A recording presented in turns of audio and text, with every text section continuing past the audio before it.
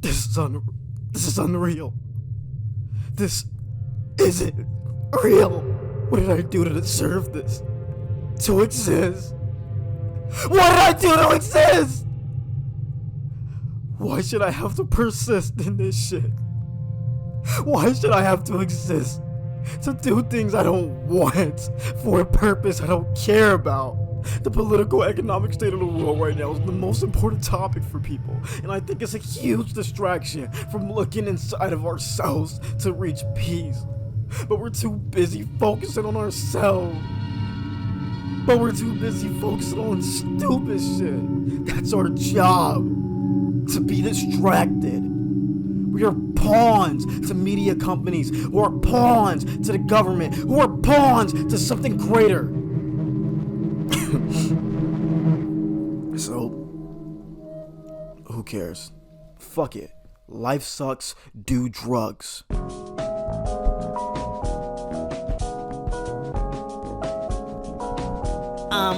Tweet. My father died from drugs. Very insensitive. Really?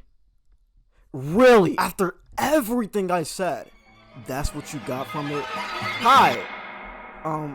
My name is Marcus, by the way. I don't know if you caught that. If you just treat me with the same respect and the same undivided attention that you give Xlirt, then I think we'll be good friends. Anyway, back to the video. Spirit is a very chill and cerebral track about being rich in spirit as opposed to material things, or being obsessed with how much. This is a critique, a detailed analysis and assessment of something. Emphasis on detail. New Saints Row game, quote unquote Saints Row game that was made by Volition that just released yesterday. It is terrible. It's terrible. It's woke and it's terrible. Absolute disaster of this game. The absolute just monstrosity. That shit is a two-pack of ass. This is not. It's just hating. In my own words, a critique is very simply explaining why or why not you like or don't like something. Everybody wants to be famous, right? Can we agree on that? I know. Well, actually, I don't really want to be famous. Stop. You don't want to be fucking famous. If you have the choice, you'll be famous, right? One of the easiest ways to be famous is to be as controversial as possible. Why do I see more clips of niggas hating than I do of detailed critiques? It's because it's easier to get famous the first way. Even I would much rather watch a guy call Abby names and say she's stupid and crazy and all of those things, rather than somebody who spent 5 hours meticulously detailing Abby's entire life and explaining why she might not be that bad of a guy. It's entertaining and better catered to my goldfish attention span. And if that's all I'm consuming when it comes to criticism, if that's all we are consuming when it comes to criticism, whenever we like or don't like something, what are we gonna say? Disaster game. Absolute just monstrosity. Absolute failure. I cannot believe this fucking game. This got me thinking about the discourse surrounding Andrew Tate and the Saints Row reboot. And then the next however many minutes, maybe 20, less than 20, most likely, I will explain why I think criticism is currently under war and is losing. I'm Marcus, by the way. Let's get into it.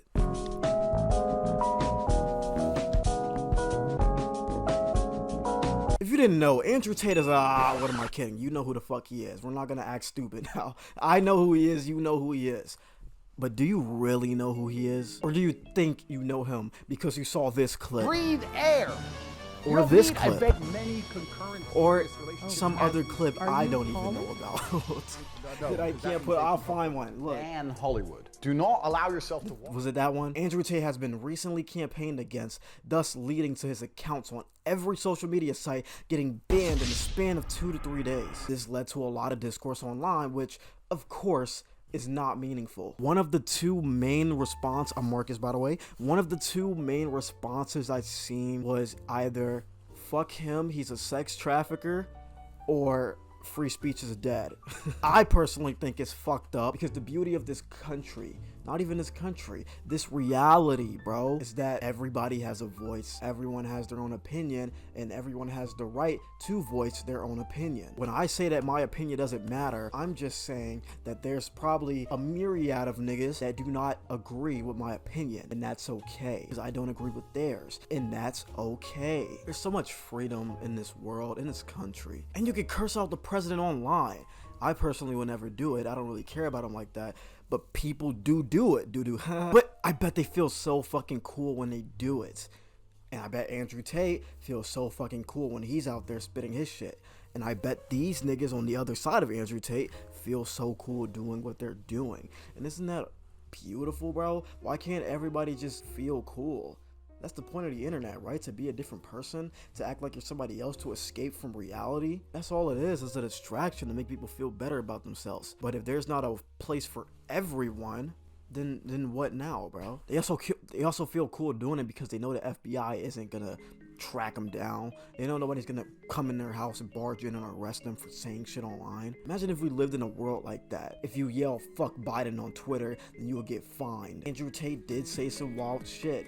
And yes, I saw the video of the teacher talking about the third grader who was a big fan of Andrew Tate, also saying wild shit. New boy today, 11, turn to a girl and tell her that she's fat. Women need to be thin. She sits at home and she eats all day. But I've heard worse when I was younger. And I'm not trying to act like I'm cooler than you. I'm just trying to ask, is there a difference between me and how I turned out and that kid and how he might turn out one day? I don't think this is a solely Andrew Tate issue. I don't think Andrew Tate should be at blame for what the kid is watching and being influenced by. If I get bullied at school in a day and then hear a song about King Von at night called I Killed the Fucking Bully, what do you think I'm gonna do next? And if I do that, whose fault is that? Is it mine? Is it King Von's? Is it Raps? Is it the radio? Is it Spotify? Whose fucking fault is that? If Andrew Tate is influencing kids to be misogynists, then Tommy Innit is influencing fans to be fucking losers. And TikTok is influencing everyone to not critically think. Should Tommy Innit be banned? No, of course not. Should TikTok be banned? It shouldn't, because the beauty of the internet is that you have a voice, and you can use that voice to voice your opinions. And some people may not agree with you, and some people will agree with you. But at the end of the day, it doesn't matter, because everyone has a voice, and everyone has an opinion. You have free range to go and explore any bubble you choose. You're gonna find some really bad ones. You're gonna find some really weird ones. You might find some ones you really, really like. But it's your job to know how to differentiate the really good from the really bad. And it's your job to figure out if you want to indulge in the really bad or the really weird or the really crazy or the really good. This takes me to a man who has been called the second coming of Tate, who's recently fell into the trap of the really bad and really weird bubbles. I have no opinion. Orlando King, you were right. That's all I'm gonna say about it. But my point is, even if I didn't agree with this nigga, even if I thought he was Hitler incarnate, indoctrinating young kids to go out and beat up women, it's not my place to tell YouTube to ban him. And it's not my place to tell my fans to go to his channel and flag him. Yo, Nick, you're such a is Connor, Drew Gooden, Eddie fucking Burback, Kirsten Kempster. All them niggas are cool as fuck, bro. But you're nothing but a I'm sorry, Nick. I had to cut out a bunch of shit I said to you, bad words and all that. Remember, this is Marcus, by the way, bro. Like, Xlirt probably fuck with you. I never asked him about you, but this Marcus, you know what I'm saying? Nick, there's probably a lot of people that hate what you preach, but you don't see them using their power to silence you. Half the country hates the president, but Elon Musk can't buy. He probably could, but he's not going to buy Biden out the White House. So, we can't ban them off the platform. If they're that bad, if they're really indoctrinating kids, doing whatever you think they're doing, if they're really sex trafficking, if they're really that bad, then what do we do? How do we stop this? We come out with a well thought out piece. I'm not saying make a fucking novel. Just think for 10 minutes, bro. Don't look at a headline and then fucking write your reply down in the first minute, bro. Like, we can give it a day. We can give it 2 days. We can give it 3 days. Let's say that Andrew Tate really was the devil incarnate, let's say that he really was recruiting children to go out and beat up women, how do we stop that? He has his army, they're all ready to go.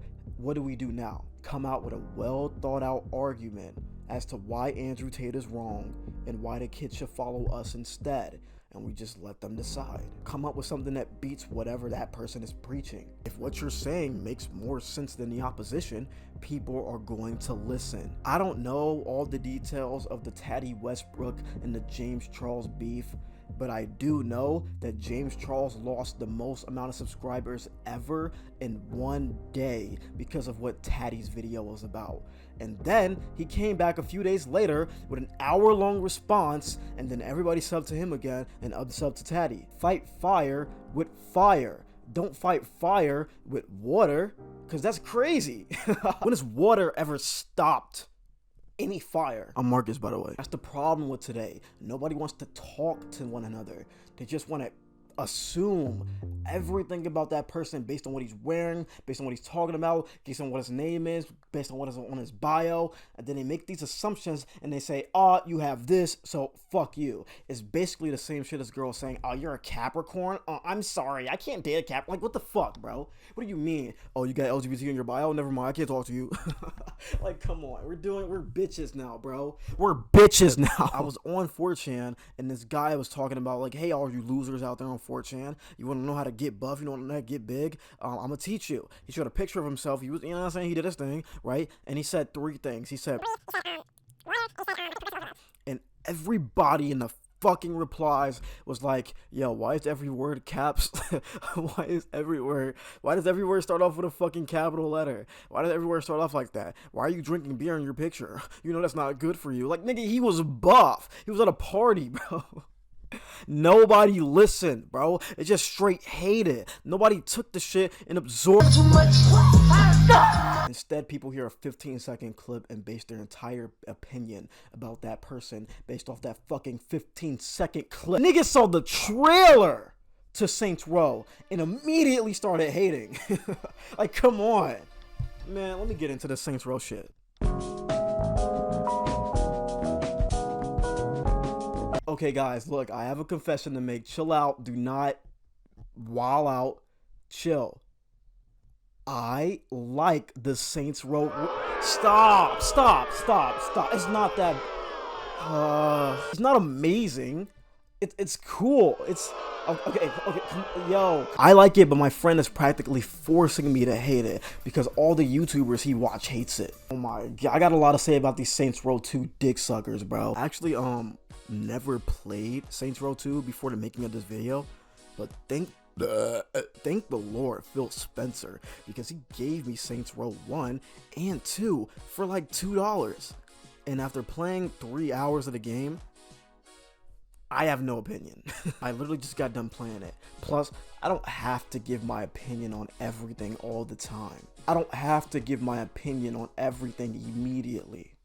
I gotta think it out. If you ask me how I felt about the politics and LGBT spaces are, I couldn't give you an answer because I don't care. I don't have an opinion on it. The internet gave everyone a voice, and it also subsequently gave everyone a mission, a need, a feeling that they have to. They need to go out and answer every fucking question in the world and give their opinion on every single thing that goes on all the time, immediately. At least I can say I watched a tiny bit of One Piece before I said it was ass. Niggas saw the trailer to Saints Row reboot and immediately started saying it was garbage. The internet gave everyone a sense of entitlement, a feeling that their opinion matters more than the next nigga. If you work at Walmart as a stalker, shut the f. Nobody cares what you think. But online, this nigga's a whole different beast. This nigga's an actual beast. He goes by Beast Slayer 429. It's so easy to fake and play a persona online and act like you're this level 100 boss where you might be a level 0 crook. And like I said, everybody wants to be famous, superorganism. And to do that, you play the persona online, you act like you're holier than thou, and then you say crazy, loud, controversial shit like Superman is boring. Kira, I'm not getting over. I'm Marcus, by the way. I know it's down there, but like, remember that, nigga. But honestly, at the end of the day, there's nothing I can say to people who don't critique. There's nothing I can say to people who just hate. There's nothing I can say to people who don't even watch TV shows or movies and then just automatically take as garbage based off of the fucking trailer or what they see online, because the internet gave everybody a voice and anybody can voice their opinion. And I may not agree with theirs, they might not agree with mine, but we all have an opinion. If you're gonna continue down this road of falling into the traps of really bad spaces where niggas are saying that everything is garbage because it's not what they like and not what they grew up with and not what they have an emotional attachment to, and it's not the intellectual properties that have been brainwashed into their minds since the day they were fucking born. And let me show you what you're missing first.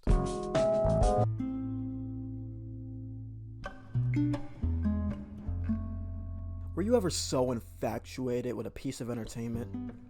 I'm not gonna spoil it, chill out, you don't need to leave. This game was controversial, to say the least. It comes 8 years after the beloved cult classic The Last of Us 1. The first game explores the relationship of a grizzled, lonely old man and a young girl in the middle of a zombie apocalypse. What makes this game different than any other zombie game is that the zombies aren't the villains. It's very dark, very brutal, and everyone is just trying to find the light at the end of the tunnel. In 2018, the second trailer for The Last of Us 2 premiered at E3.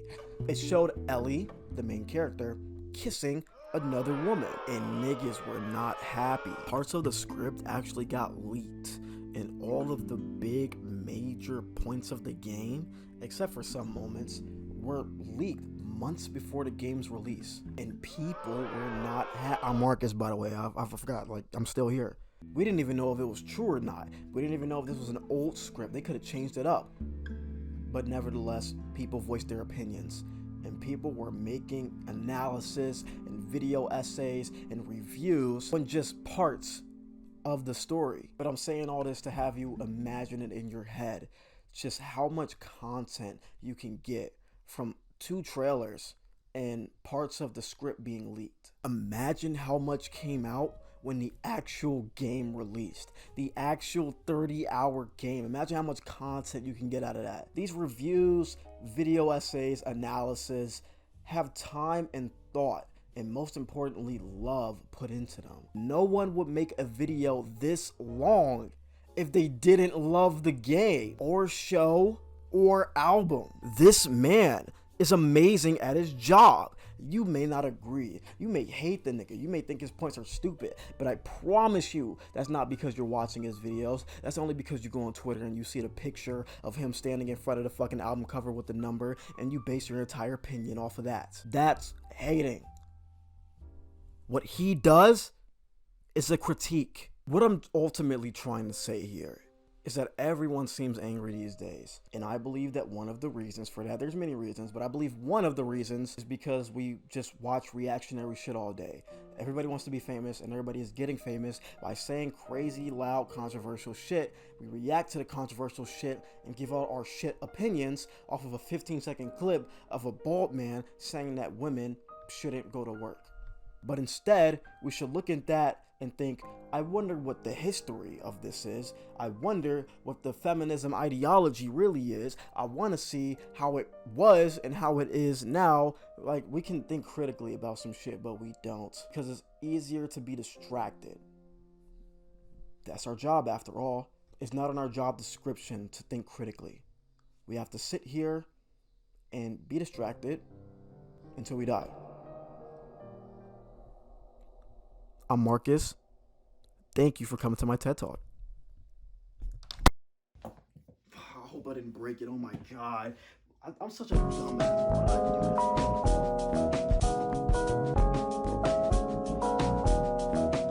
Doing schoolwork, right? Then look what I found. Look what I found. One who, look. The great Greek leader Pericles said more than 2,500 years ago is still true today. One who forms a judgment on any point but cannot explain it clearly might as well never have thought at all on the subject. And I think YouTube would agree that someone like this definitely does not belong on their platform.